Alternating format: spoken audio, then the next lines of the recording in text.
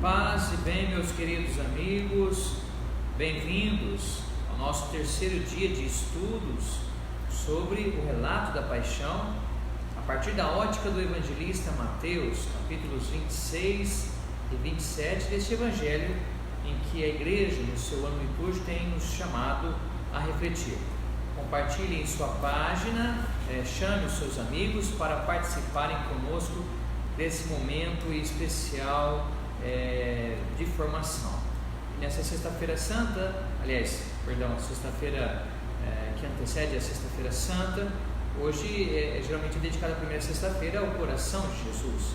Então nós queremos rezar por todos os membros do apostolado da oração de nossa comunidade que não puderam participar da Santa Missa conosco, mas com certeza todos os seus membros têm rezado pela nossa comunidade diretamente de suas casas. Como vocês viram, o Padre Alisson, antes até que o pessoal vá chegando, nós compartilhamos já a programação da Semana Santa. Você pode vê-la no nosso timeline. Nós temos a nossa programação será feita de maneira online. O Padre estará na missa aqui na Igreja Matriz e você poderá participar conosco. Temos uma série de atividades desde o Domingo de Ramos até o Domingo da Ressurreição. Então acompanhe conosco. Haverá um momento de espiritualidade sobre as 7 dores da Virgem Maria, também a celebração da misericórdia, na qual nós iremos refletir sobre a realidade do pecado e da misericórdia de Deus na nossa vida. Também a Via Sacra, ou seja, várias atividades. Inclusive na sexta-feira santa nós teremos um momento Santo Terço, um momento de adoração. Então você poderá participar conosco, seja você da nossa paróquia, pertencendo à paróquia Santo Antônio de Pádua, ou não, já que as redes sociais não têm fronteira, as redes sociais não têm território, elas chegam aonde chegarem o sinal da internet. Vamos fazer uma recapitulação. O Padre Alisson didaticamente sempre faz isso, para que aqueles que não puderam participar no último encontro possam se situarem na realidade então dos estudos bíblicos. Se nós tivermos algum problema de transmissão, de velocidade, você nos fala que nós estamos atentos aí. Talvez o padre até aumenta o tom da voz. O importante é que a gente faça a nossa transmissão e você possa entender. Vocês vão se lembrar que eu tinha começado já a fazer uma reflexão sobre os primeiros versículos do relato da paixão, no capítulo 26. Nós terminamos no versículo 25, refletimos sobre 25 versículos. Eu gostaria só de retomar a contraposição em que para muitas pessoas isso tocou, me falaram ontem, a contraposição entre a mulher que derrama a mirra sobre a cabeça de Jesus, ela que deu tudo aquilo que ela tinha, ela que é símbolo da fidelidade ao Senhor, e de outro lado nós temos discípulos que ainda titubeiam, discípulos que ainda têm dificuldade para compreenderem a realidade da cruz. Além desses dois personagens, nós temos aí os atores secundários, que são as autoridades judaicas, que maquinam, que querem construir um plano, uma armadilha para pegarem Jesus. E o que mais nos toca o coração é que é alguém do círculo mais próximo de Jesus, ou seja, um dos 12, que toma a iniciativa de ir a Jesus e de entregá-lo por 30 moedas de prata. Havia dito para vocês que isso corresponderia ao salário de uma pessoa em um mês. Para alguém com quem Judas caminhou a vida inteira, alguém que era o seu Senhor e Salvador, trair por 30 moedas de prata, ou seja, trair por um salário de um mês, é algo que revela para nós que até que ponto pode ir o ser humano. E a figura de Judas, ela não está nos evangelhos canônicos à toa. Judas, não foi fácil para as primeiras comunidades admitir que um dos apóstolos foi responsável então de entregar o Senhor. Mas como eu dizia para vocês, hoje as pessoas podem trair Jesus por muito menos. As pessoas podem usar o nome de Jesus para justificarem muitas coisas, justificarem opressões, doutrinas ou visões políticas que não estão em consonância com o Evangelho do Senhor. Quantos de nós que na primeira tempestade da vida, na primeira perseguição ou dificuldade, já abandonamos o Senhor por qualquer coisa? Então, Judas deve ser para nós sempre um ponto de interrogação, porque também nós podemos ser Judas, quando nós, como aquela mulher, não temos uma fidelidade ao Senhor quando nós não o colocamos em primeiro lugar. Quando Jesus fala que pobre sempre tereis, Ele não está justificando de maneira alguma a pobreza, mas está dizendo que antes do amor aos pobres, o cristão tem amor a Jesus. E a caridade que a igreja faz aos pobres, como nós aqui inclusive em Santo Antônio fizemos essa semana, só tem sentido porque antes nós colocamos Jesus em primeiro lugar. É a fé em Cristo, é a fé no Senhor que nos leva a ir ao encontro do outro, principalmente do mais vulnerável, do empobrecido, para ajudá-lo, porque também Ele é Cristo para nós. O próprio Jesus tinha dito isso em Mateus capítulo 25: tive fome e me deste de comer, tive doente e me visitaste. Então, de maneira alguma, o reconhecimento da centralidade de Jesus e a fé nele é contrária à prática da caridade, mas a prática da caridade só tem sentido se Cristo for o centro e a motivação pela qual nós vamos ao encontro dos irmãos mais necessitados.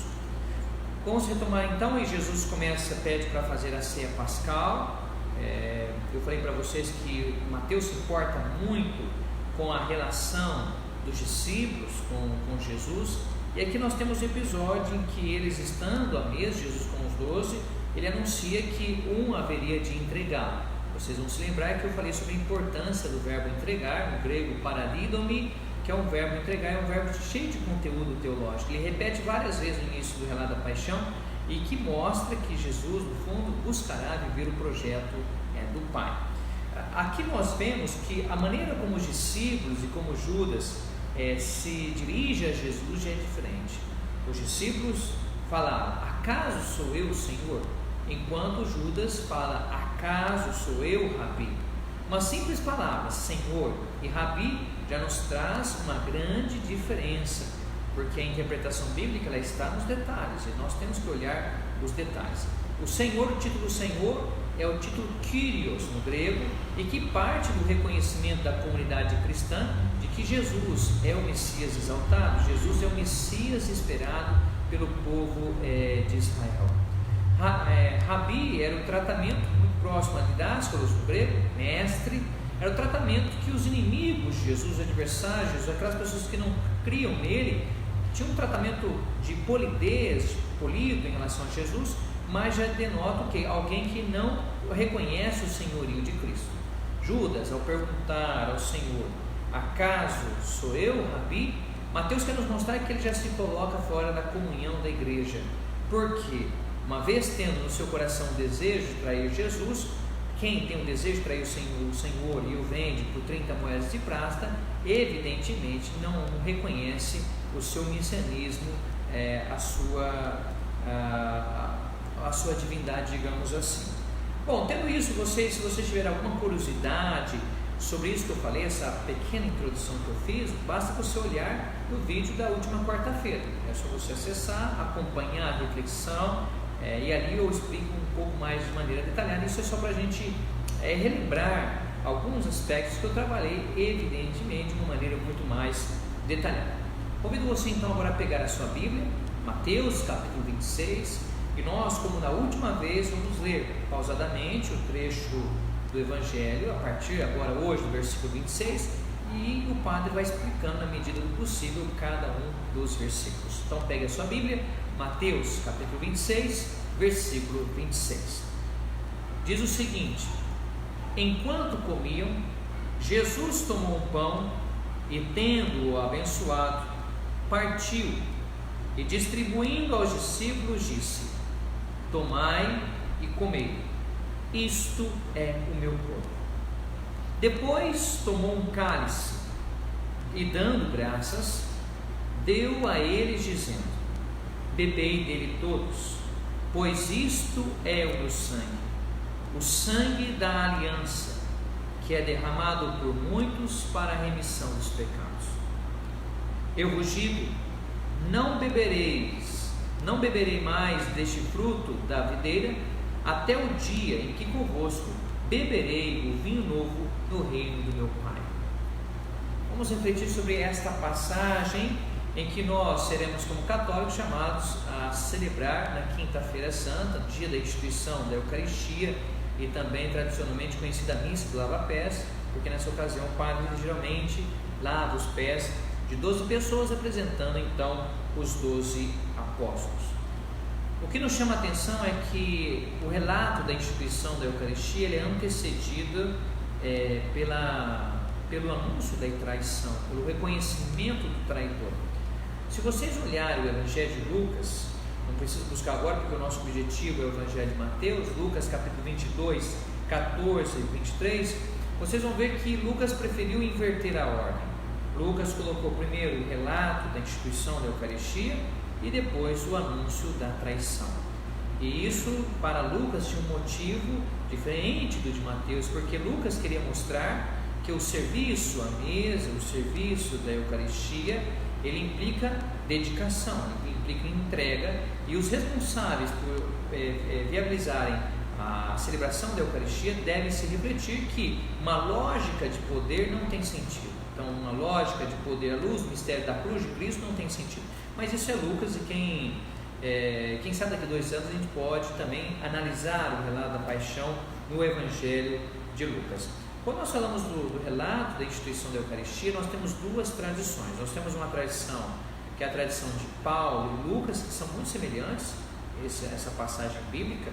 Por exemplo, Paulo vai falar do relato da Eucaristia em 1 Coríntios capítulo 11, de 23 a 26, e se vocês pegarem o texto de Mateus e Marcos, vocês vão ver que eles são muito próximos. Tem todo um estudo exegético sobre isso, por causa dessa diferença. Não vem o caso, mas para você é mais interessante você saber que existe então essa proximidade. Nós, na nossa liturgia, nós usamos o relato da tradição paulina, presente então na carta aos Coríntios, capítulo 11. Aqui, analisando esse texto, eu quero enfatizar o versículo 28. Pega aí a sua Bíblia, dê uma olhada no versículo 28. Jesus vai dizer o seguinte: bebei dele todos, pois isto é o meu sangue, o sangue da aliança. O que está por trás dessa palavra de Jesus? O sangue da aliança. Aqui está todo o destino e todo o objetivo da vida de Jesus. Eu falo isso baseado no próprio texto de Mateus, porque no início do Evangelho, quando nós pegamos Mateus capítulo 1, no versículo 21, então Mateus capítulo 1, versículo 21, quando o anjo fala para José qual seria o nome daquele menino, ele diz para José, capítulo 1, versículo 21, ela dará à luz um filho, e tu o chamarás com o nome de Jesus, pois ele salvará o seu povo dos seus pecados. Então o nome de Jesus, que é Deus salva, Deus é o Salvador, aqui nós temos a interpretação então do anjo para José, que mostra que aquele menino que vem para salvar o povo dos seus pecados.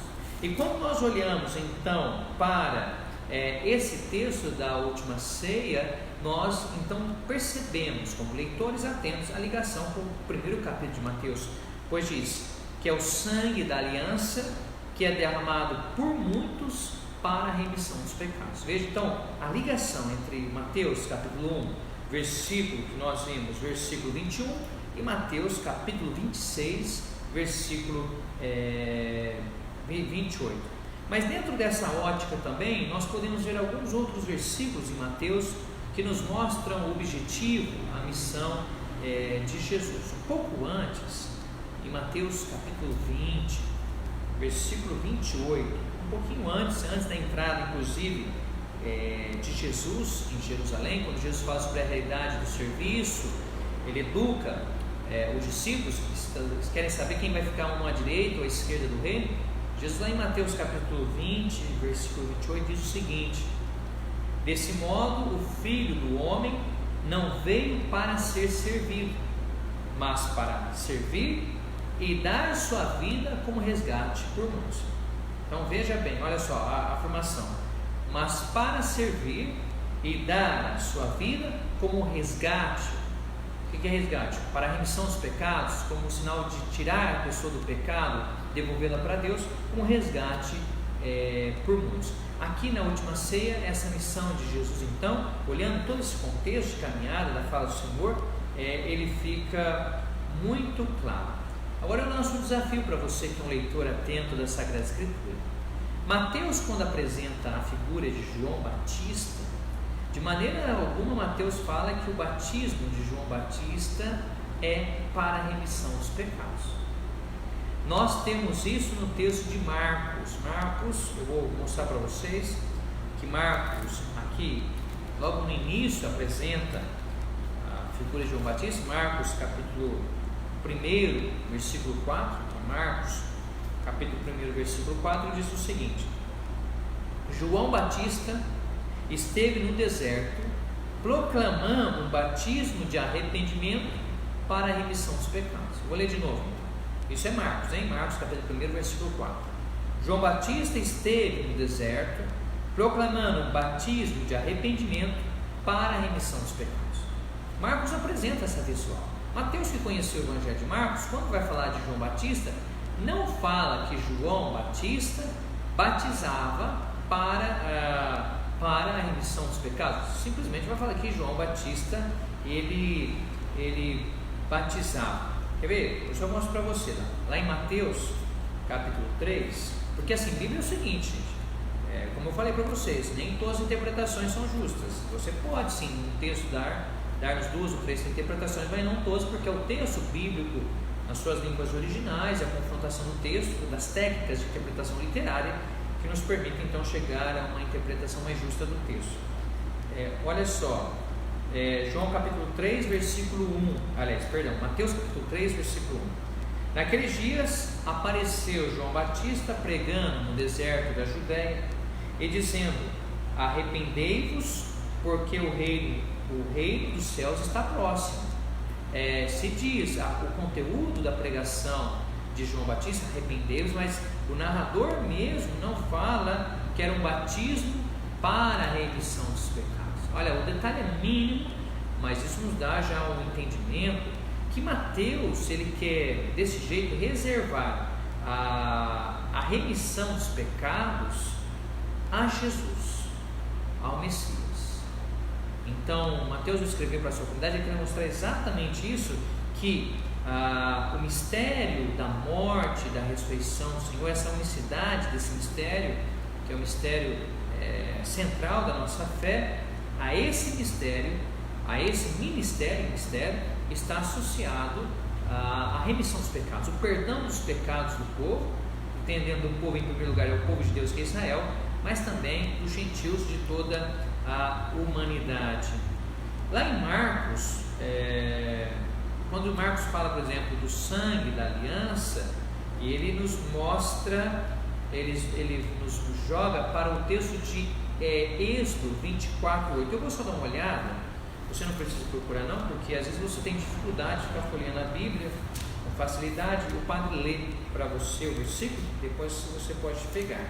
Êxodo capítulo 24, versículo 8. Isso Marcos, quando ele fala do sangue da aliança. Por quê? Aqui vocês sabem que nós estamos na conclusão, lá em Êxodo capítulo 24, na conclusão da aliança de Deus com o seu povo, e o sangue que Moisés vai tomar um pouco, vai pegar esse sangue e vai aspergir sobre o povo. Veja, Êxodo 24, versículo 8. Moisés tomou do sangue e o aspergiu sobre o povo e disse: este é o sangue da aliança que o Senhor fez convosco através de todas essas cláusulas. Então, lá no texto de Marcos, quando a gente lê a última ceia em Marcos está associando o sangue de Jesus a esse sangue da aliança aspergido por Moisés sobre o povo, que marca então a celebração, os 10 mandamentos entregues para o povo de Israel. Mateus, que é o nosso evangelista, ele tem uma outra visão. Por quê? Quando ele fala que é o sangue da aliança, Mateus está nos jogando para Jeremias. Vou pegar lá em Jeremias para vocês, que é um dos profetas. Jeremias capítulo 31, um dos grandes profetas do Primeiro Testamento. Daqui a pouco o padre vai abrir um pouquinho aí as perguntas. Se você tiver, você escreve, o Léo vai anotando, e aí eu posso responder para você, se a sua pergunta estiver diante sintonizar com aquilo que a gente está falando, senão eu jogo para o último lugar e depois eu acabo respondendo para você. Então, Mateus ele concede a última ceia à luz de Jeremias, capítulo 31, versículo 34. Então, Jeremias, capítulo 31, versículo 34. O que se diz aqui no versículo 34 em Jeremias? Vai dizer o seguinte, melhor, já vai a partir do versículo 31 de Jeremias. Eis que dias virão, oráculo do Senhor, em que concluirei com a casa de Israel e com a casa de Judá uma aliança nova, não como a aliança que concluí com seus pais, no dia em que os tomei pela mão para fazê-los sair da terra do Egito, minha aliança que eles próprios romperam, embora eu fosse o Senhor, oráculo do Senhor. Porque esta é a aliança que concluirei com a casa de Israel depois desses dias, oráculo do Senhor. Porei minha lei no fundo do seu ser e a escreverei em seu coração. Então serei seu Deus e eles serão meu povo. Eles não terão mais que instruir seu próximo ou seu irmão, dizendo: conhecei o Senhor, porque todos conhecerão, dos menores aos maiores, oráculo do Senhor, porque perdoarei sua culpa. Veja bem, porque perdoarei sua culpa, a remissão dos pecados, e não me lembrarei mais de seu pecado. Então você, quando lê esse texto de Mateus, você escutou da última ceia, tem que ter isso no seu coração, guardar na memória, que Mateus está compreendendo a última ceia como essa nova aliança associada ao profeta Jeremias, então, que promete que uma lei que não é escrita em pedras, mas no coração do povo, um povo que não rompe mais aliança, mas é uma aliança, de todas as alianças, fez uma aliança definitiva, por causa que agora sim reconhecem Deus como o Senhor e Salvador. Nesse sentido, então, nós podemos, à luz desse paralelo que nós fizemos, o texto de Mateus com Jeremias capítulo 31, dizer que para Mateus a morte de Jesus, a paixão do Senhor, ela sim é uma nova aliança na qual os pecados são perdoados. É uma aliança na qual o homem, definitivamente por meio de Cristo, com Cristo em Cristo, não transgredirá, no sentido que, se viver aquilo que Cristo viveu, acolherá então o projeto do Pai para a sua vida. Esse texto aqui daria para a gente falar muita coisa sobre ele, mas nós vamos um pouco para frente. Você vai poder celebrar isso agora na quinta-feira santa, mas o mais importante é você guardar exatamente isso. Jesus, que ao chamar os discípulos para celebrar a última ceia, lhes dá, na ótica de Mateus, então, o chamado, o convite a reconhecer que no mistério de sua paixão, de fato, essa nova aliança prometida por Jeremias se realiza na pessoa de Jesus, em suas palavras e também em sua obra, porque essa é a missão de Jesus, à luz de Mateus capítulo 1, versículo 21, essa é a missão pela qual o Messias, ao viver a palavra de Deus, entende sua vida como aquele que, ao fazer a vontade do Pai em tudo, nos ensina a realizar essa vontade. Portanto, se nós realizamos a vontade de Deus, o pecado que consiste em romper com Deus de maneira consciente, em eleger-se a si mesmo como um Deus, um ídolo, esse pecado não existe mais, porque Cristo o vencerá com a sua vida e com a sua obediência. E é isso que nós vamos ver daqui a pouco no Getsemane. Vamos acompanhar, o padre vai falar mais 5 minutos e aí eu abro para as perguntas. Nós agora vamos para o Monte das Oliveiras. Agora o cenário ele é um pouco diferente. Vamos ler então esses versículos, que é Mateus capítulo 26, dos versículos 30 a 35. Mateus capítulo 26, dos versículos 30 a 35. Depois de terem cantado o hino, saíram para o Monte das Oliveiras. Jesus disse-lhes então: essa noite todos vós vos escandalizareis por minha causa, pois está escrito: ferirei o pastor e as ovelhas do rebanho se dispersarão. Mas depois que eu ressurgir, vos precederei na Galileia. Pedro, tomando a palavra, disse-lhe: ainda que todos se escandalizem por tua causa, eu jamais me escandalizarei. Jesus declarou: em verdade te digo que esta noite, antes que o galo cante, me negará 3 vezes. Ao que Pedro disse: mesmo que tiver de morrer contigo, não te negarei. O mesmo disseram todos os discípulos. Eu não sei se você agora me vê à mente, se você está se perguntando: e Judas? Será que Judas participou da ceia eucarística ou não? Veja que Mateus não responde. Os outros evangelistas vão falar, mas Mateus não responde. Então ele deixa em aberto. Se alguém, e é uma reflexão que você pode falar, se alguém que está fora da dinâmica do reino, porque não reconhece o senhorio de Jesus, se esse alguém, ele pode participar da ceia ou não do Senhor? É a grande pergunta que também nós podemos fazer diante do mistério da paixão do Senhor. Se nós, uma vez consciente que Jesus não é mais o centro, nós seremos capazes, ainda que participando fisicamente muitas vezes da ceia do Senhor, do mistério da Eucaristia e da Santa Missa, será que a nossa fidelidade, a nossa dedicação ao Senhor, ela é a expressão da nossa confiança, da nossa entrega absoluta, como aquela mulher no início do Evangelho, do relato da paixão? É uma pergunta que nós devemos fazer. Vamos olhar aqui o que nós temos nessa parte. O cenário muda, nós estamos agora no Monte das Oliveiras. Aqui nós temos, veja, que Jesus ele fala para os discípulos que irão se escandalizar. Ele profetiza então a negação de Pedro. Depois nós estaremos aqui no Getsêmani, dos versículos 36 até 46, e a partir do versículo 47 até 56 nós teremos a prisão de Jesus. Nós estamos nesse ambiente, agora um novo cenário é o Monte das Oliveiras. Nós podemos aqui, o que eu vou chamar a atenção para vocês aqui, que é essa fala de Jesus, no versículo 31. Essa noite todos vós vos escandalizareis por minha causa, pois está escrito: ferirei o pastor e as ovelhas do rebanho se dispersarão.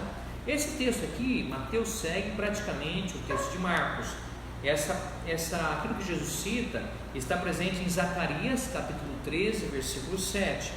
Mas aqui Mateus ele faz algumas adições que são muito sutis, que só comparando com o texto de Marcos que nós podemos perceber essa sutileza do texto de Mateus. Primeiro, no versículo 31, Jesus fala assim: olha, essa noite todos vós os escandalizareis por minha causa. Olha, por minha causa. Vou olhar o texto de Marcos para isso ficar muito claro para você como que Mateus é sutil.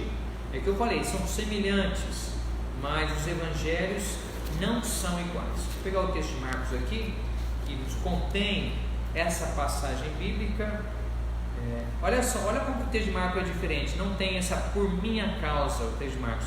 Jesus disse que em Marcos: todos vós os escandalizareis, porque está escrito: ferirei o pastor e as ovelhas se dispersarão.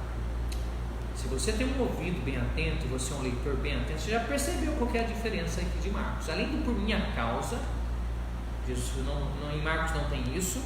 Nessa passagem também nós temos uma pequena diferença. Na citação de Zacarias capítulo 3, versículo 7: ferirei o pastor e as ovelhas do rebanho. Dá uma olhada no texto de Marcos depois, se você puder. Se quiser bater uma aposta para o padre aí, depois a gente bate uma aposta. Se é encontrado o rebanho em texto de Marcos, depois eu pago para você um guaraná, ou você paga para mim. Não tem, só tem lá em Marcos: ferirei o pastor e as ovelhas se dispersarão. Não tem as ovelhas do rebanho, tem em Mateus, ovelhas do rebanho. Tem por minha causa, tem em Mateus, mas não tem em Marcos. E agora, hein? Como que você responde isso? Você tem notado essa diferença, entre o texto de Mateus e o texto de Marcos? Será por que que Marcos faz essa diferença?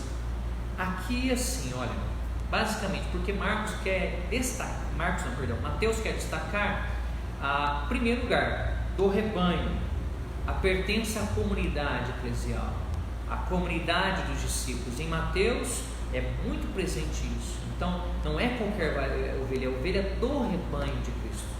E quem faz parte do rebanho de Cristo, senão aqueles que reconhecem: acaso sou eu, Senhor? Aqueles que o reconhecem como Senhor. E por minha causa, quando se ressalta por minha causa, veja que se coloca a centralidade da pessoa de Jesus.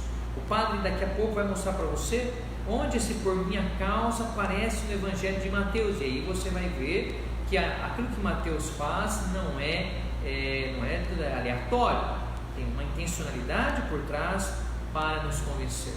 Olha, o padre já falou 35 minutos, tem alguma pergunta aí? Nada, o pessoal está acompanhando aí? Quantas pessoas nós estamos aí no momento, mais ou menos? 40 pessoas está bom, depois o pessoal vai permanecendo. É uma sala cheia de alunos de teologia, isso é bom, hein? Se vocês como 40 aí, e depois muitas pessoas depois me falar que pegam depois esses livros, estão vendo 1, 2 vezes, e se vocês estudarem, esses leigos aqui da paróquia Santo Antônio de Pádua, e você que não é da paróquia, que está nos acompanhando também, vai sair, vão dar trabalho depois na interpretação bíblica, trabalho no sentido positivo, claro, para fazer o bem. Então vamos dar uma olhada por causa de mim, ou por minha causa. Onde será que isso aparece no Evangelho de Mateus? O padre vai pegar, vamos dar uma olhada lá em Mateus capítulo 10. Olha a sua Bíblia aí. Você pode estar dizendo: mas padre, eu nunca folhei tanta Bíblia quanto estou folheando agora. É verdade mesmo. Quando eu fui dar o curso lá na Espanha, em janeiro, que eu dei curso lá na Diocese de Guadalajara, pertinho de Madrid, o pessoal na Espanha falou assim também: olha padre, não sei se nós aprendemos não, mas uma coisa nós aprendemos: folhear a Bíblia. Isso claro, estava falando isso de maneira de brincadeira, claro que aprenderam. Vamos lá, Mateus capítulo 10. Vamos lá, Mateus capítulo 10, versículo 32, hein? Mateus capítulo 10, versículos 32 e 33. Abre sua Bíblia aí, Mateus capítulo 10, versículo 32 e 33. Será que vai aparecer por minha causa, por causa de mim? Presta atenção, o padre vai ler agora para você. Todo aquele, portanto, que se declarar por mim diante dos homens, também eu me declararei por ele diante de meu Pai que está nos céus. Aquele, porém, que me renegar diante dos homens, também o renegarei diante de meu Pai que está no céu. O mais importante é o versículo 32. Aquele, portanto, que se declarar por mim. Você pode, olhando no grego, não vou citar aqui, mas por mim, por minha causa, está tudo dentro do mesmo significado. Vamos olhar agora um pouquinho mais para frente, Mateus capítulo 11, Mateus capítulo 11, versículo 6.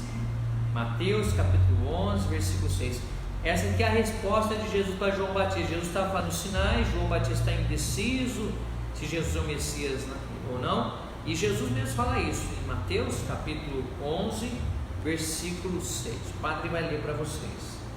E bem-aventurado aquele que não se escandalizar por causa de mim. Olha lá, Mateus capítulo 11, versículo 6.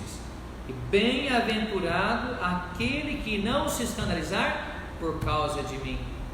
Agora eu pergunto para vocês: é à toa será que isso aparece? Mateus apresenta essa fala de Jesus lá depois, no Monte das Oliveiras, para os discípulos? Para bom entendedor, vai dizer: claro que não. Será que é só isso? Vamos um pouquinho mais para frente. Mateus capítulo 13, vamos lá, Mateus capítulo 13, versículo 57. Mateus capítulo 13, versículo 57. Mateus capítulo 13, versículo 57. Aqui se mostra o verbo escandalizar. Não são os discípulos, mas são os compatriotas de Jesus, aqueles que eram de Nazaré. Vai dizer o seguinte: ele dizia no versículo 56: e as suas irmãs não vivem todas entre nós? De onde então lhe vêm todas essas coisas? e se escandalizavam dele, ao verbo escandalizar. Mas aqui agora já não são os discípulos, são aqueles que conhecem Jesus em sua cidade,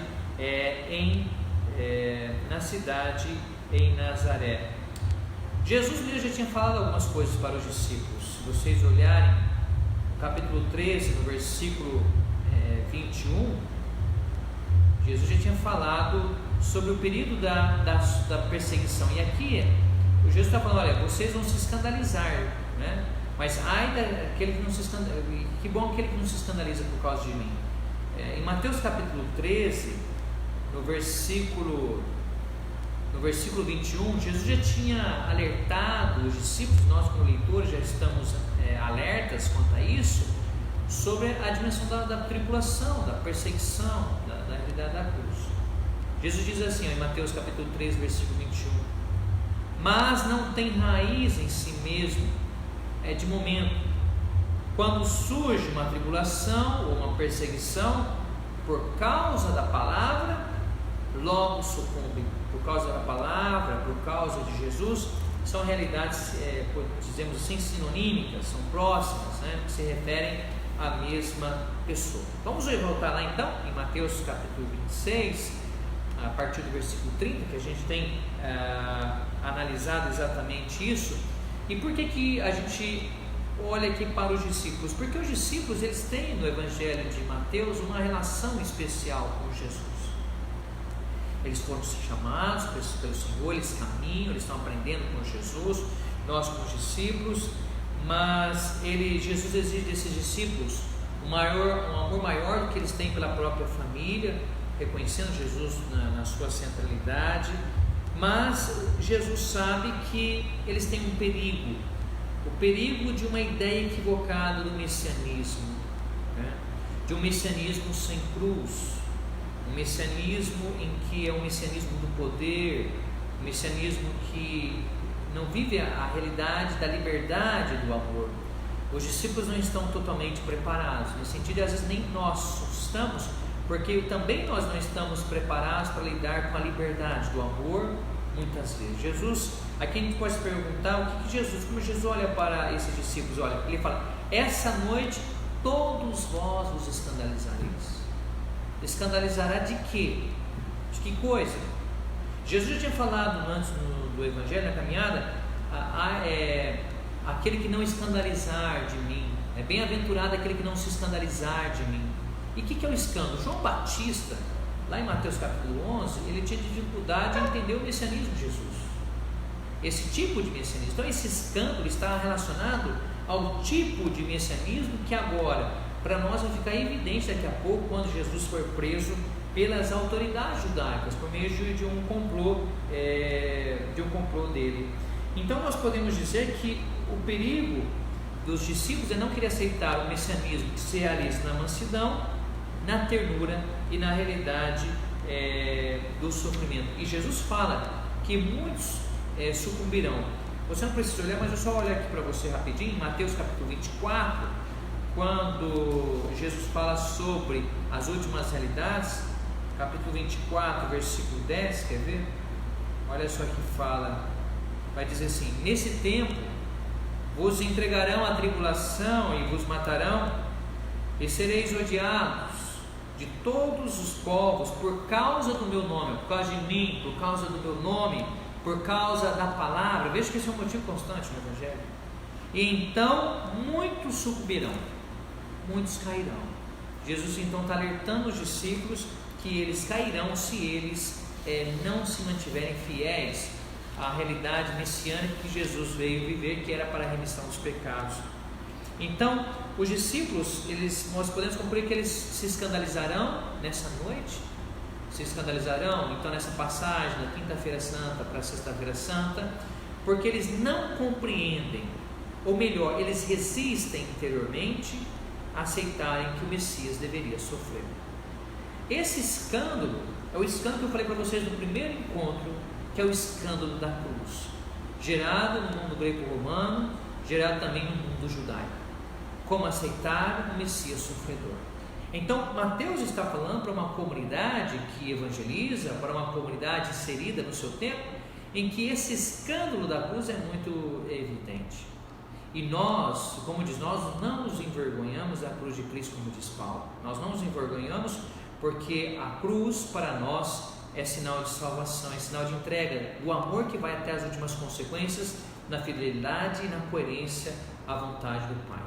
O que nós podemos concluir aqui em relação a Pedro? E aqui veja que todos os discípulos, não somente Pedro, no versículo 35, Pedro disse: mesmo que tiver de morrer contigo, não te negarei.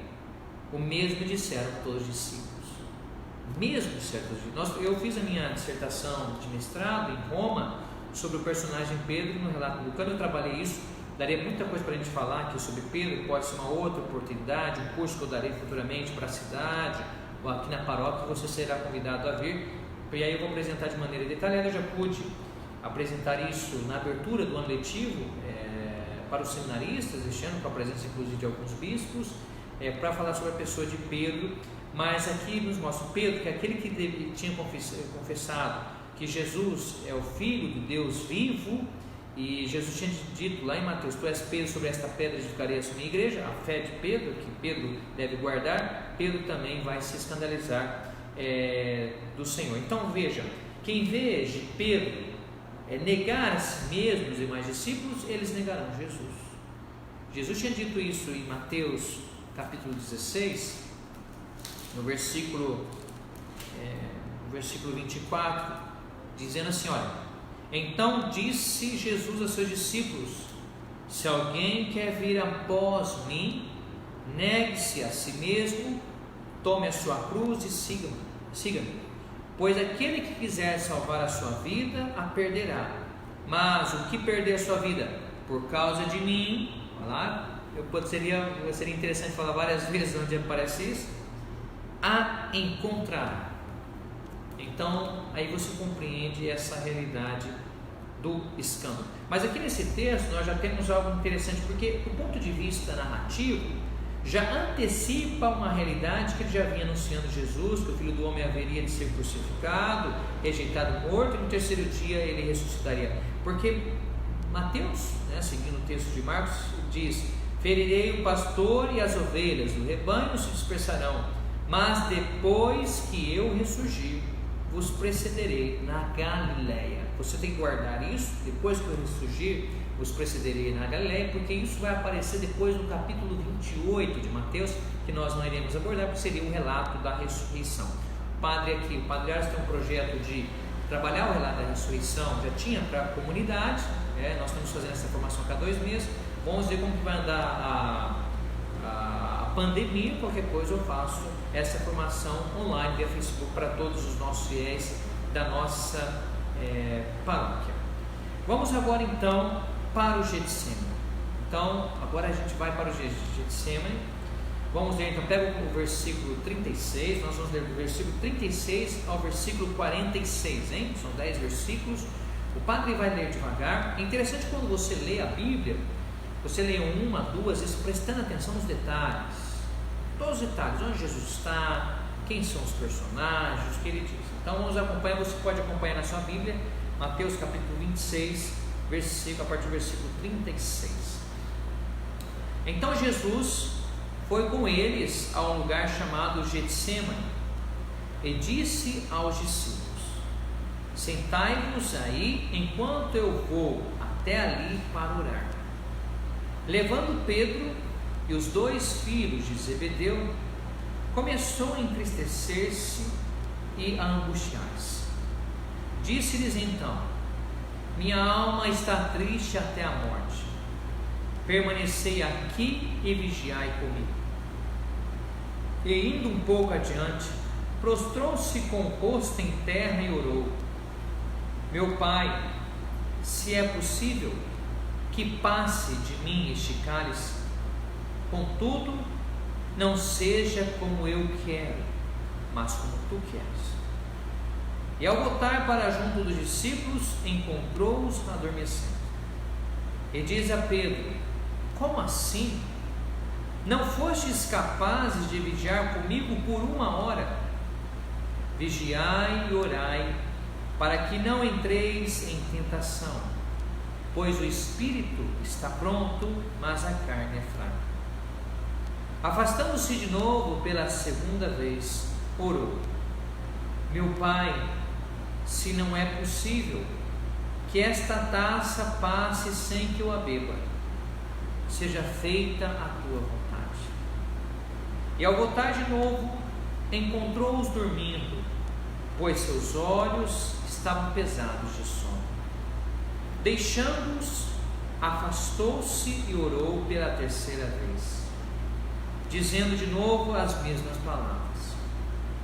Vem então para junto dos discípulos e lhes disse: dormi agora e repousai. Eis que a hora está chegando, e o Filho do Homem está sendo entregue à mão dos pecadores. Levantai-vos, vamos, eis que meu traidor está chegando.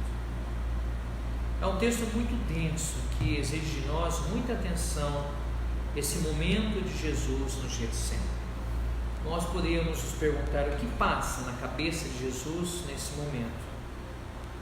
Com certeza passa toda a vida de Jesus, toda a missão de Jesus, o chamado de discípulos, aquilo que ele havia feito, porque Jesus tem consciência que a sua vida, na ótica de Mateus, Jesus tem consciência que a sua vida está caminhando para o seu clímax, para o seu momento derradeiro.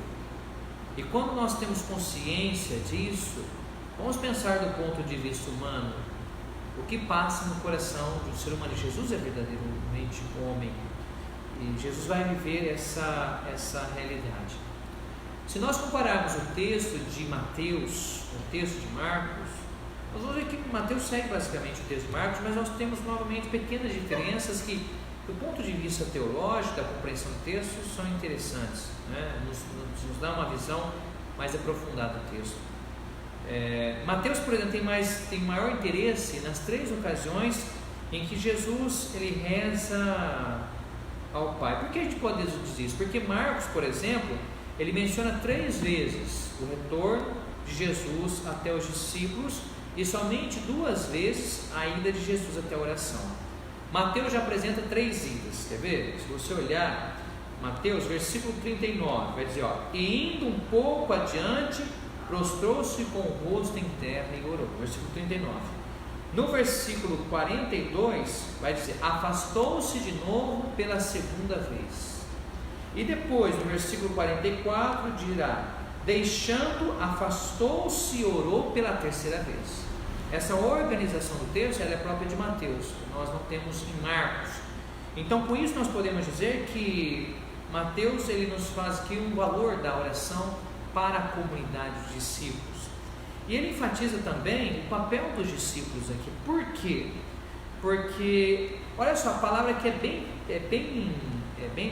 pequenininha, é uma pequena expressão que dá essa certeza para nós. Se nós olharmos Mateus capítulo, por exemplo, Mateus capítulo 26, o versículo 38, vai dizer assim, olha, disse-lhes então, minha alma está triste até a morte, permanecei aqui e vigiai comigo. Olha, permanecei aqui e vigiai comigo. Vamos dar uma olhada no texto de Marcos, será que nós temos isso? Deixa eu dar o padre olhar um pouquinho no texto de Marcos, para nós compararmos com o texto de Marcos. Olha só, hein?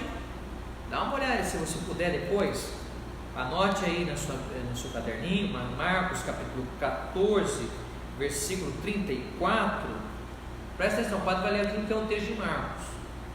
E disse-lhes, minha alma está triste até a morte, permanecei aqui e vigiai. Vai lá, Marcos, permanecei aqui e vigiai. Vamos olhar Mateus. Permanecer aqui e vigiai comigo. Padre, mas eu nunca tinha percebido isso. Uma palavra, meus queridos, ali está ali o jogo, ali está o tchan da coisa, né? Como nós disse. Então, o que Mateus está querendo nos mostrar no Getsemane? exatamente o papel dos discípulos, de estarem com Jesus, comigo, não fala de Jesus. Mas nós também temos um outro detalhinho. Pega lá o versículo 40. Olha só que Mateus fala: e ao voltar para junto dos discípulos, encontrou-os adormecidos. Eu vou repetir. E ao voltar para junto dos discípulos, encontrou-os adormecidos. Vamos lá pegar o texto de Marcos novamente. Tem que deixar marcado aqui, que é mais fácil para o quadro, né? Mostrar essas diferenças para vocês. Veja que Marcos capítulo 14 versículo 37 diz o seguinte: ao voltar, encontra-os dormindo, mas não tem a palavra discípulo no texto de Marcos. Tem no texto de Mateus. Mateus mostra no capítulo 26 versículo 40: e ao voltar para junto dos discípulos. Veja então que a intenção do Evangelho de Mateus de ressaltar então a permanência dos discípulos junto com Jesus, para que eles possam conformar suas vontades à vontade de Jesus, por minha causa. Ai, quem nos escandalizar por causa de mim. E aqui a gente pode começar a fazer uma reflexão do que significa ser discípulo. Que discípulo não é só dizer que você é cristão, que discípulo é você caminhar com Cristo até as últimas consequências. Não adianta nada uma pessoa deixar de ser católica ou se dizer que converteu. A pessoa pode ficar pior se a pessoa não aprendeu a ser discípula, se ela não reconheceu Jesus como seu mestre, como seu Senhor, se falta essa fidelidade. Às vezes algumas conversões não são conversões, torna as pessoas piores. E aqui eu gostaria de chamar também a atenção de vocês para outra realidade, para o conteúdo da fala de Jesus no Getsemane, que é muito profundo também. Não dá para o Padre Gás trabalhar tudo isso. Vocês veem que esse é o terceiro encontro e eu estou vendo que a gente não vai conseguir acabar o capítulo 26. Nós vamos ficar aí um pouquinho mais, vamos ver se a gente chega até o processo sinédrico, e aí vai ficar para Sexta-feira Santa, que aí o Padre vai fazer uma reflexão sobre sim a morte e cruz de Cristo na cruz, trabalhando a partir do texto de Mateus essas realidades. Mas eu tenho que fazer isso devagar, mostrando detalhes para vocês, para aguçar a atenção de vocês que às vezes não estão acostumados a como se fazer uma interpretação bíblica coerente e pé no chão. Vamos pegar o texto, por exemplo, de Marcos capítulo 14. Eu gostaria que vocês pegassem Marcos, para a gente olhar um pouco agora para a figura de Jesus. Marcos capítulo 14, versículo 33. Marcos, e aí depois a gente volta para o texto de Mateus, para vocês perceberem a diferença. Então, Marcos capítulo 14, versículo 33. Marcos capítulo 14, versículo 33. Olha só o que nós temos lá no texto de Marcos.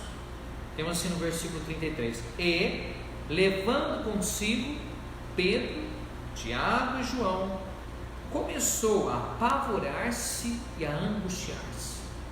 Olha o que passa no coração de Jesus. Começou a apavorar-se e a angustiar-se. Isso é o texto de Marcos. Depois vamos olhar o versículo 35 de Marcos. Marcos capítulo 14, versículo 35. E indo um pouco adiante, caiu por terra e orava para que, se possível, passasse dele essa hora. Então, no versículo 35 de Marcos, e indo um pouco adiante, caiu por terra e orava para que, se possível, passasse dele essa hora. Vamos agora para o texto de Mateus. Pega a sua Bíblia então, volta lá para o texto de Mateus. Volta lá para Mateus, capítulo 26, a partir do versículo 36. Onde vamos olhar agora a atitude de Jesus no Evangelho de Mateus. Vamos olhar o versículo 37 de Mateus. Versículo 37. Levando Pedro e os dois filhos de Zebedeu, começou a entristecer-se e a angustiar-se. Veja que o verbo muda: entristecer-se e de apavorar. Mateus já muda isso. Mas mais do que isso, nós podemos ver no versículo 39 a atitude de Jesus. E indo um pouco adiante, prostrou-se com o rosto em terra e orou. Esse gesto de prostrar-se em terra é um gesto da espiritualidade judaica, que demonstra grande reverência na presença do Pai. Então Jesus, neste momento, na ótica de Mateus, é alguém que se coloca, sim, faz a experiência da angústia, faz a experiência de entristecer-se, mas não está apavorado, porque ele se coloca de maneira reverente na presença do Pai, nesse momento final do Getsemane da sua vida. E aqui eu gostaria também que você olhasse o versículo 42, olha só, esse conteúdo aqui, versículo 42. Afastando-se de novo, pela segunda vez orou: meu Pai, se não é possível que essa taça passe sem que eu beba, seja feita a tua vontade. Tente exercitar um pouquinho os seus miolos, o seu conhecimento bíblico, a sua vinda à igreja, a sua experiência da fé. Seja feita a tua vontade. Quando que será que nós dizemos isso, hein? Você sabe? Você lembra? Será que nós temos algum momento da missa que nós dizemos isso? Algum momento da nossa espiritualidade? Seja feita a tua vontade. Se o pessoal escrever aí, Léo, você disse o pessoal responder certo, tá bom? O Léo, eu não respondi para o Léo aqui, que é onde nós encontramos. Vamos ver se você responder. Você pode responder aí na nossa passagem. Pega lá Mateus capítulo 6. Pega Mateus capítulo 6. Vamos dar uma olhadinha. Mateus capítulo 6. Mateus capítulo 6, a partir do versículo 9. Mateus capítulo 6, a partir do versículo 9. O padre vai ler devagar, presta atenção. Pai nosso que estais nos céus, santificado seja o teu nome. Venha o teu reino, seja feita a tua vontade, na terra como no céu. Conseguiu perceber alguma coisa? Oração do Pai Nosso. Aquilo que Jesus ensinou aos discípulos no discurso da montanha, em Mateus capítulo 6, versículo 10, seja feita a tua vontade, assim na terra como no céu. Nós vemos agora Jesus fazer essa mesma, aquilo que ele ensinou para os discípulos, aquilo que Jesus usa em sua reverência, na maneira como ele se coloca reverente na presença do Pai. Ele fala novamente agora: Pai, se não for possível que passe essa taça sem que eu beba, seja feita a tua vontade. E aí você pode ver como que é profunda então essa oração de Jesus, esse colóquio, esse diálogo de Jesus no Getsemane, porque é a expressão daquilo que Jesus viveu. Olha a coerência do personagem de Jesus, a expressão do amor que ele tem para o Pai. Seja feita a tua vontade, ó Pai. E isso é bem claro porque desde o início da vida de Jesus, na ótica evangelista Mateus, Jesus veio para viver a palavra. Ele falou em Mateus capítulo 5, de 17 a 20, eu não vim abolir a lei e os profetas, mas para dar-lhes pleno cumprimento. E eu tenho uma outra passagem bíblica para você, outra passagem que às vezes nós citamos isso, nós não percebemos como isso está associado inclusive a esse momento da paixão de Jesus. Quer ver? Você sempre já deve ter visto isso. Mateus capítulo 7, versículo 21. Mateus capítulo 7, versículo 21. Olha a profundidade. Nem todo aquele que me diz Senhor, Senhor, entrará no reino dos céus, mas sim aquele que pratica a vontade de meu Pai que está nos céus. Vou repetir, mas sim aquele que pratica a vontade do meu Pai que está no céu. E Jesus, nesse conteúdo do Evangelho de Mateus apresenta isso. Jesus mostra, Jesus de Mateus na paixão mostra que ele quer, nesse momento da paixão, viver o plano do Pai para ele. É a expressão máxima da obediência de Jesus ao Pai, de seu amor ao Senhor. Eu poderia colocar várias outras citações do Evangelho de Mateus, mas eu vejo que a gente já está 1 hora aqui, estamos finalizando, porque senão fica muito cansativo para as pessoas, mas Jesus, inclusive, ele tinha falado em Mateus capítulo 11, 27, tudo me foi entregue por meu Pai, e ninguém conhece o Filho senão o Pai, e ninguém conhece o Pai senão o Filho, e aquele a quem o Filho quiser revelar. Então nós podemos dizer que Jesus, ao rezar no momento dessa paixão, isso é a expressão do seu amor.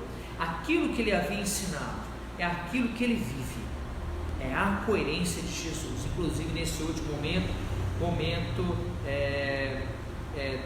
podemos dizer, momento da traição.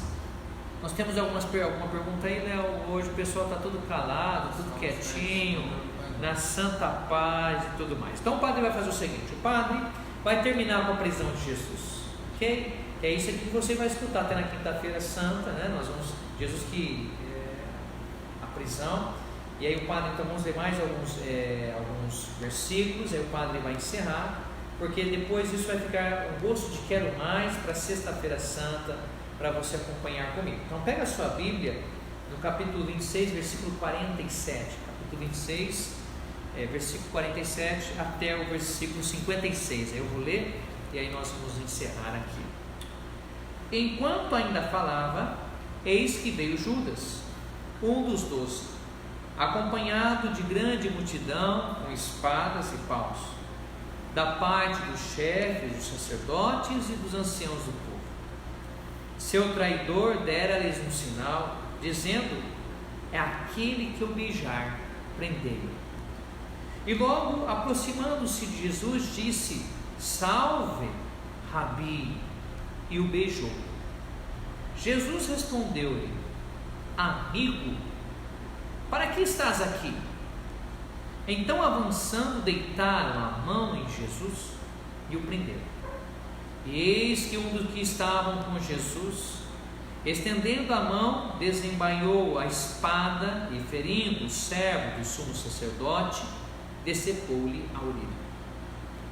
Mas Jesus lhe disse: guarda tua espada no seu lugar, pois todos os que pegam a espada, pela espada perecerão. Ou pensas tu que eu não poderia apelar para meu Pai, a fim de que ele pusesse à minha disposição agora mesmo mais de 12 legiões de anjos? E como se cumpriria então as Escrituras, segundo as quais isso deve acontecer? E naquela hora disse Jesus às multidões: como ao ladrão saístes para prender-me com espadas e paus. Eu sentava no templo ensinando todos os dias, e não me prendestes. Tudo isso, porém, aconteceu para se cumprirem os escritos dos profetas. Então todos os discípulos, abandonando, fugiram. Vamos olhar agora com mais atenção esse texto, e o padre vai encerrar então nesse momento com a prisão do Senhor, e aí o processo judaico e o processo romano contra de Jesus vai ficar para sexta-feira santa, e você é convidado então a acompanhar. Por que os discípulos fogem? Grande pergunta. Por fraqueza? Ok. Por medo da morte? Ok também. Mas dentro da ótica narrativa de Mateus, fogem porque ficam escandalizados. Fogem porque são incapazes de aceitar a fraqueza, o sofrimento e a mansidão do Messias. Abandonam completamente o Senhor. Eles que haviam seguido o Senhor desde a Galileia. Aqui nós temos mais uma vez Judas, e veja que Judas apresenta como alguém que lidera o grupo, Judas que vai à frente, ele que toma a decisão de trair o Senhor, e que ele que então que vai dar um beijo de Jesus, e esse vai ser o sinal para que Jesus seja preso. Eu me lembro quando eu falei na formação aqui na missa parte por parte, os fundamentos bíblicos da Santa Missa, que nós temos aqui na nossa matriz, mais de 140 pessoas que vieram estudar os fundamentos bíblicos da Santa Missa, que o padre, ele, quando ele entra, ele sempre beija o altar. E eu, quando beijo o altar, eu sempre faço essa reflexão, porque o beijo na cultura judaica ou em outras culturas é sinal de intimidade, A gente não dá beijo no rosto de qualquer um. Você dá beijo em qualquer um estranho na rua, passou um estranho, oh, vem cá, você vai lá dar um beijo nele? A primeira pessoa te estranharia, falar, opa, parece que eu tenho ensinado, eu te consideraria um louco. Então o beijo é expressão de intimidade, o beijo é expressão de amor. Por isso que o padre ele beija o altar, beija a face de Cristo, porque o altar é Cristo. E eu sempre pergunto como sacerdote, que esse beijo não seja um beijo de um traidor, mas seja um beijo de alguém que é fiel até o fim. Que o beijo também que você daria na cruz, nós damos inclusive no rito da cruz, da adoração daquele que está na cruz, da cruz no sentido que é o Cristo crucificado, que você vai poder este ano, mas que você reflita, quando você for acompanhar aqui para o nosso Facebook, a missa, melhor que a missa, a celebração da paixão do Senhor, que você também lembre disso. Esse beijo que o Padre está dando é o beijo também que eu vou dar em Cristo, mas é um beijo de fidelidade, entrega ao mistério da cruz do Senhor. Como que Jesus se dirige a Judas? Veja que antes, Judas diz, salve Rabi, é o mesmo tratamento que Judas tinha utilizado antes, na última ceia, que é o tratamento de quem já não se coloca como membro da comunidade eclesial. E é interessante a resposta de Jesus, que Jesus diz amigo. Esse termo amigo aqui, gente, é um termo que aparece em outras passagens de Mateus. Eu não vou citar porque a gente já está encerrando, só vou finalizar, que parece, por exemplo, quando o senhor da vinha se dirige a um dos trabalhadores que se revoltam porque ele tinha dado o mesmo salário para aquele que veio às 6 horas da manhã, para aquele que veio às 9, para aquele que veio às 5. Ele se dirige com o termo amigo, o mesmo termo. Também é o mesmo termo que o rei se dirige aos convidados que não estão com a veste adequada, em Mateus capítulo 22, versículo 12. Então, ao falar amigo, Mateus, então, usando o contexto do Evangelho de Mateus, é como se Judas é caracterizado como alguém que não é digno do reino, porque alguém somente é digno do reino quem reconhece Jesus como Senhor. Mas Mateus aqui caracteriza Jesus como alguém que controla a situação, alguém que, por mais que tenha um protagonismo aí de Judas, das autoridades judaicas, veja que a imagem de Jesus nessa passagem é de alguém que é Senhor de si novamente, alguém que é o Kyrios, porque ele escolhe, ele diz, olha, é preciso, ele diz para aquele servo que decepou a orelha daquele que decepou a orelha do servo, é preciso que se cumpra a escritura. Olha o tema de Mateus, eu desafio você, vai olhar lá o texto de Marcos, vai lá olhar o texto de Lucas, se você se encontra aí, se você não encontra, eu gostaria que você assinalasse na tua Bíblia, até fizesse, talvez uma marcação aí para você que está estudando, e veja o versículo 54. E como se cumpririam então as escrituras segundo as quais isso deve acontecer? Depois no versículo 56, tudo isso porém aconteceu para que se cumprirem os escritos dos profetas. Você tem que, como leitor do Evangelho de Mateus, pensar em todas as citações bíblicas do Primeiro Testamento presentes ao longo do Evangelho, mas principalmente nos 2 primeiros capítulos de Mateus. Aqui a gente vê a conexão então aquela visão teológica de Mateus, que Jesus é o Messias que virá não para transgredir as Escrituras, mas para viver o projeto de Deus, da palavra de Deus presente na Escritura. E por que Jesus fala para que o discípulo guarde a espada, queridos irmãos, queridos seguidores agora neste momento? A espada é símbolo do poder romano. Paulo cita isso na carta aos Romanos, capítulo 13, versículo 14, e aqui Jesus, ele vive algo que ele já tinha ensinado. Mateus veio mostrar, lá no discurso da montanha, eu só vou ler para vocês, eu até anotei aqui nos meus textos, que eu preparo para seguir uma ordem lógica para você. Lá em Mateus capítulo 5, de 39 a 40, Jesus tinha ensinado para os discípulos: eu porém vos digo, não resistais ao homem mau, antes aquele que te fere na face direita, oferece-lhe também a esquerda.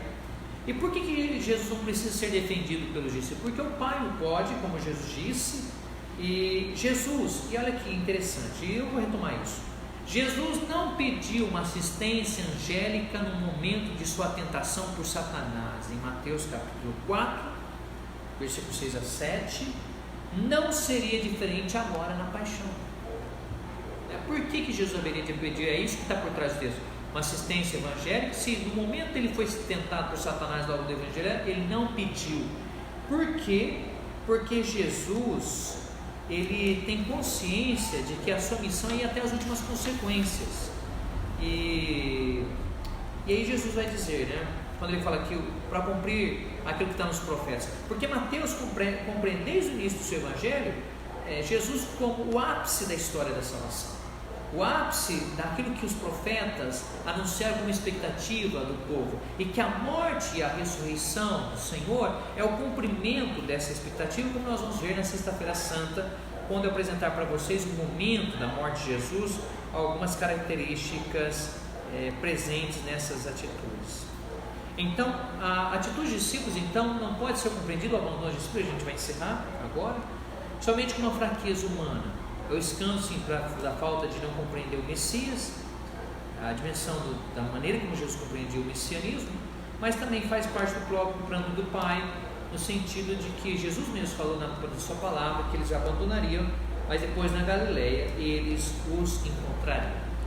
Para nós encerrarmos do ponto de vista espiritual, o que isso pode trazer para a sua vida? Eu lhe convido então, agora que domingo de Ramos, nós vamos começar a Semana Santa, que você pudesse pegar essas minhas reflexões, elaborar e trazer para a sua vida, porque o estudo bíblico, ele sim, tem a sua parte de cientificidade, hermenêutica, de reflexão, mas ele deve gerar uma nova consciência na nossa fé. Qual desses personagens você se identifica? Você se identifica com Jesus? Você se identifica com Judas? Você se identifica com esses discípulos que não entendem muito o messianismo, que tem a dificuldade da cruz? Com quem que você se identifica? Nós somos chamados a nos identificarmos com Jesus, a seguirmos o seu projeto, porque só poderíamos fazer a vontade do Pai se formos discípulos. O discípulo é aquele que se coloca atrás de Jesus, que o segue até as últimas consequências. Esse é o chamado que Cristo lhe faz, e Cristo faz à igreja sempre, porque não existe uma igreja que não seja uma igreja seguidora, não existe uma igreja de Cristo que não aceita a realidade da cruz. Quem não prega isso, prega um falso evangelho, porque nega uma realidade fundamental, que é da entrega do limite humano, que deve ser assumido na ótica da ressurreição de Jesus. A cruz, ela não tem a última palavra, mas a cruz, ela é constitutiva enquanto entrega do amor da nossa experiência cristã. Aqui na nossa comunidade de Santo Antônio, nós teremos então as atividades que eu falei. No domingo de Ramos, às 8 horas da manhã, o padre, eu irei celebrar aqui, presidir a celebração, e depois começou com uma atitude, eu irei passar em todas as ruas, eu iria passar só aqui na matriz, abençoando as casas com os ramos. O padre vai estar em cima de uma caminhonete, como você vai saber? Tem um carro na frente, não é carreata, veja bem, é só o padre, e as casas que tiverem ali os ramos na frente, um altar, o padre, então a caminhonete vai parar e o padre vai aspergir a água. Eu sei que vai dar muito trabalho para mim, eu iria fazer isso só no Santo Antônio. Santo Antônio tem quase 11 mil habitantes, é praticamente uma cidade como Andeara, só aqui a nossa matriz, que é o Santo Antônio, Zé Menino e Manuel del Arco, esses 3 bairros que compõem a matriz, mas depois o pessoal das nossas capelas também pediram, e aí o padre vai ter que passar nas ruas da sua paróquia com 35 mil habitantes. Eu vou começar às 9h15 aqui no Santo Antônio, ou até mais ou menos o meio-dia, e depois lá para o Parque da Cidadania, Nova Esperança, Cidade Alta, Vila Lobos, Morada do Sol. O padre vai começar às 5 horas da tarde pelo Parque da Cidadania. Então o padre vai passar por todas as ruas. Você esteja atento, claro que talvez vai demorar um pouco para chegar à sua rua, mas eu gostaria que você desse um grande testemunho de fé. Avise os seus vizinhos da sua rua. Você não vai sair, você vai ficar dentro da sua casa, mas nós aqui da paróquia de Santo Antônio de Pádua, nós vamos demonstrar, nem que seja no portão da nossa casa, a nossa alegria de nós acolhermos o Senhor, porque nós, como esses discípulos, queremos entrar com Jesus em Jerusalém, mas nós não queremos abandonar. Nós queremos, como as mulheres que veremos na narrativa da paixão, ficar com Jesus aos pés da cruz e até a sua sepultura, para reconhecer a sua ressurreição. Então divulgue isso para as pessoas. O padre só vai fazer aqui no bairro. Você tem muitas pessoas que participam atualmente no Santo Antônio, depois que o padre veio principalmente, que moram em outros bairros, mas o padre ele se limitará àquilo que é o território previsto para a paróquia Santo Antônio. Já vai ser muito trabalho, o padre vai queimar bem a cabeça, né? Mas eu vou fazer isso como um gesto de amor, de paternidade espiritual, porque se vocês, meus filhos, não podem vir à igreja, Cristo presente na pessoa do padre irá até vocês. E eu darei esse testemunho de fé também para essa comunidade, mostrando que eu sou solidário a cada um de vocês. Eu espero encontrá-los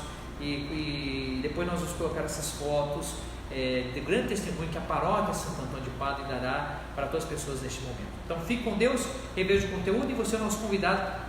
Claro, todas as atividades tem aí, mas de maneira especial do estudo do Evangelho de Mateus na sexta-feira santa, às 20 horas, que nós aí sim vamos chegar à paixão e o sentido da morte de Cristo na cruz. Um grande abraço fraterno, Deus abençoe e proteja, hoje e sempre.